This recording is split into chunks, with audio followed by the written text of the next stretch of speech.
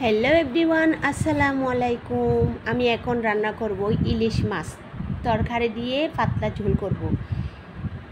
এই যে আমি তেলগুলো গরম করে দিয়েছি পেঁয়াজ কুচি, এগুলো একটু ব্রাউন করে ভেজে নিয়েছি। দিব এখন পেঁয়াজ রসুনের পেস্ট দিয়ে আমি ভালো করে ভেজে নিব যাতে কাঁচা গন্ধটা না থাকে, কারণ কাঁচা গন্ধটা থাকলে পরে তরকারির টেস্ট ভালো আসে না। আমি ভালো করে ভেজে নিয়েছি।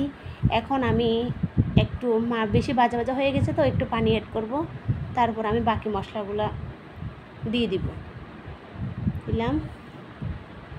এখন আমি দিব গুঁড়া মশলা, হলুদের গুঁড়া, ধনিয়ার গুঁড়া, জিরার গুঁড়া আর লাল মরিচ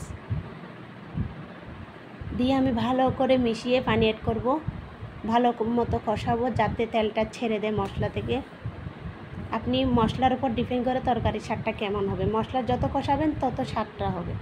এখন আমি একটা আলু আর একটা কাঁকরোল দিয়ে ভালো করে মিশিয়ে আমি একটু পানি অ্যাড করব যাতে ভালো করে সিদ্ধ হয়। 50% যখন সিদ্ধ হয়ে আসবে তখন আমি পানি অ্যাড করে দেবো আর বাকি 50% সিদ্ধ হবে।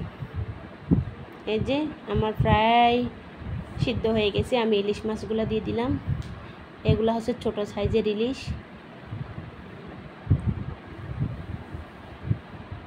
আমি খাওয়ার পর আপনাদেরকে বলতেছি এত স্বাদ হয়েছে এই মাছটা, অনেক মিষ্টি মাছগুলো। আমি মাছ ভাজি নাই, ডিরেক্ট রান্না করছি, কারণ ইলিশ মাছ একটু কাঁচা রান্না করলে স্বাদ বেশি আসে আমার মনে হয়। আপনারা কে কীভাবে রান্না করে খান কমেন্টস বক্সে জানাইয়েন। এই যে ঝোল দিয়ে দিলাম, এখন ঢাকনা দিয়ে ডেকে 5 মিনিট অপেক্ষা করব। এই যে হয়ে গেছে, আলহামদুলিল্লাহ। আল্লাহ হাফেজ, আসসালামু আলাইকুম।